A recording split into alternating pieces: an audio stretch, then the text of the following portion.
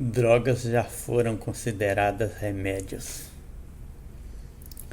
Drogas, meu bem, meu mal. A maconha, a cocaína e o LSD estão hoje no centro do crime organizado, mas já foram recomendados por médicos e considerados sinônimos de elegância, por Heitor Pitombo.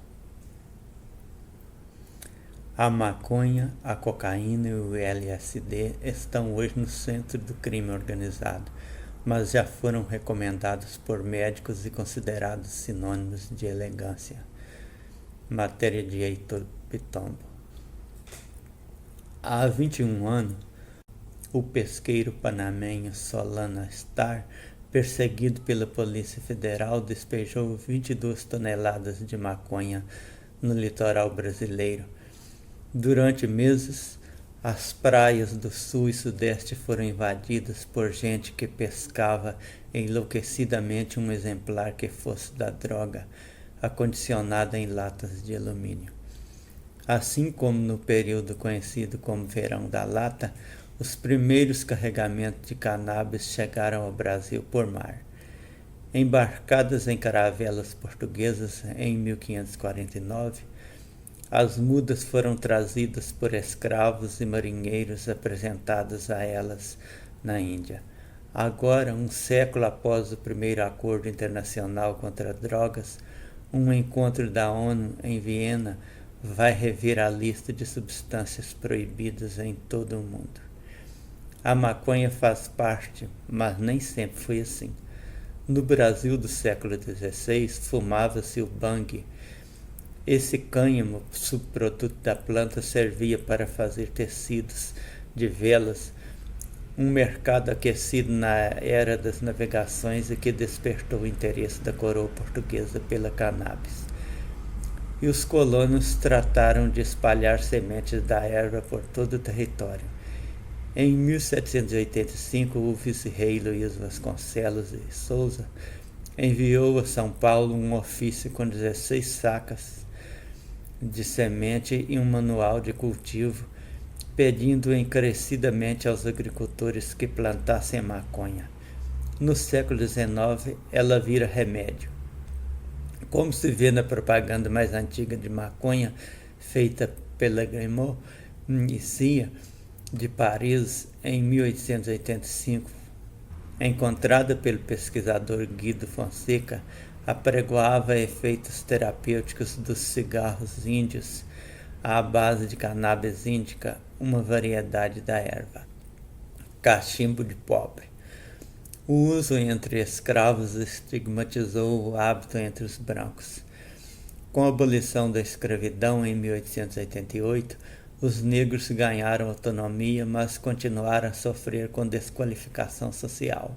A capoeira foi proibida no ano seguinte à Lei Áurea e em 1890 o governo da República criou a seção de entorpecentes tóxicos e mistificação para impedir o denominado baixo espiritismo, ou seja, o uso da maconha em rituais de origem africana como o candomblé.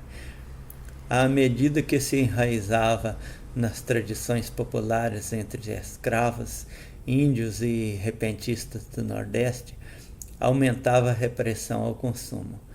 A primeira lei restritiva é de 1830, quando a venda e o uso do pito de pango, cachimbo de barro para maconha, foram proibidos no Rio de Janeiro, 13 dias de cadeia para negro que pitasse. Textos de cunho racista de 1916 passaram a defender a tese de que a cannabis levava negros e nordestinos ao crime. Um dos propagadores dessa teoria foi o médico Rodrigues Doria, um indivíduo já propenso ao crime pelo efeito exercido pela droga, privado de inibições e de controle normal, com o juízo deformado, leva à prática seus projetos criminosos. Vários médicos com ideias de pureza racial temiam que o uso da maconha contaminasse os cidadãos brancos. Assim, a partir de 1917, a receita médica passou a ser obrigatória para comprar a cannabis. Em 1932, ela entrou na lista de substâncias proscritas. O Estado Novo de Getúlio Vargas institucionalizou a repressão e estabeleceu pena de prisão para os usuários. O governo também negociou com os fiéis do candomblé a retirada da maconha dos cultos em troca da legalização da religião. Pó de rico. Ele veio com a modernização na busca louca pela euforia. Bem menos popular, a cocaína também passou de remédio à posição de droga criminalizada e antissocial, embora se saiba que o pó circula hoje ferozmente pela classe média brasileira. Ela surgiu como analgésico e começou a ser consumida no Brasil em meados dos anos de 1910. Laboratórios como Grimaud indicavam o vinho de coca para pessoas fracas e jovens pálidas e delicadas. Há registros de consumo de folhas de coca de mais de 1.200 anos na América do Sul. E seu chá era vendido no século XIX na Europa e na América do Norte. Mas seu princípio ativo, a cocaína, só foi isolado em 1860 pelo químico alemão Albert Niemann, e em pouco tempo revelou efeitos colaterais como arritmias cardíacas, problemas respiratórios e neurológicos. Por isso, a lei de 1882 exigiu no Brasil receita médica na compra de pó. Mas o século XX disseminou o consumo recomendado até pelo pai da psicanálise, Sigmund Freud. Em 1914, o jornal O Estado de São Paulo advertia: há hoje em nossa cidade muitos filhos de família cujo grande prazer é tomar cocaína e deixar-se arrastar até os declives mais perigosos deste vício. Quando atentam, é tarde demais para um recuo. 3 anos depois, o Código Sanitário determinou o fechamento das farmácias, que eram, com os bordéis, os maiores distribuidores da droga, que vendessem cocaína sem receita.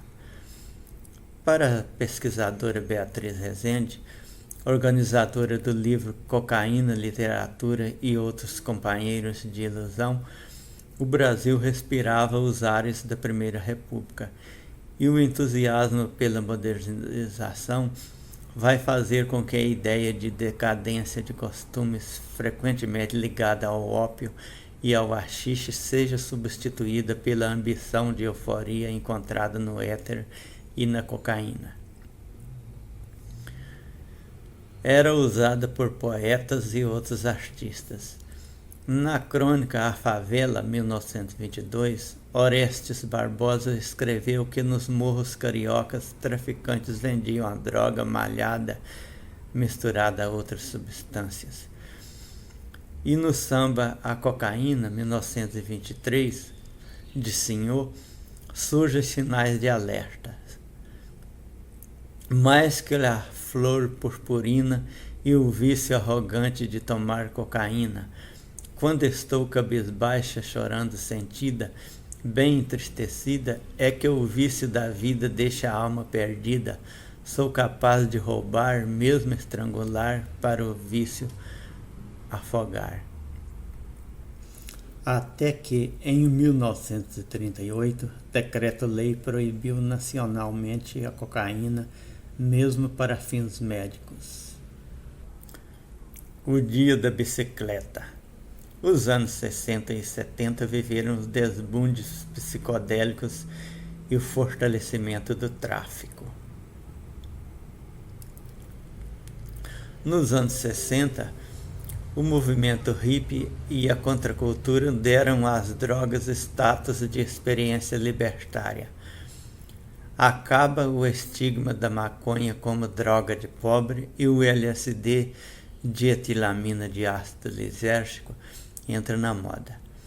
Ele foi sintetizado a partir de um fungo de centeia em 1938 pelo suíço Albert Hofmann nos laboratórios Sandoz. Mas só em 1943 o cientista descobriu seus efeitos psicoativos ao absorver na pele uma pequena quantidade da substância. Foi no dia 19 de abril, conhecido como o Dia da Bicicleta, quando ele experimentou delírios caleidoscópicos ao pedalar até em casa.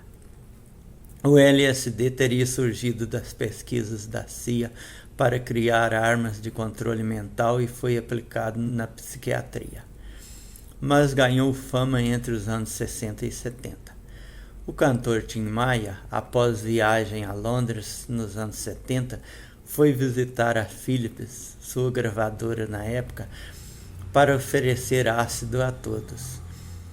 Isto aqui é um LSD que vai abrir a sua cabeça, melhorar a sua vida e fazer de você uma pessoa feliz, conta o jornalista Nelson Motta no livro Vale Tudo, O Sonho e a Fúria de Tim Maia.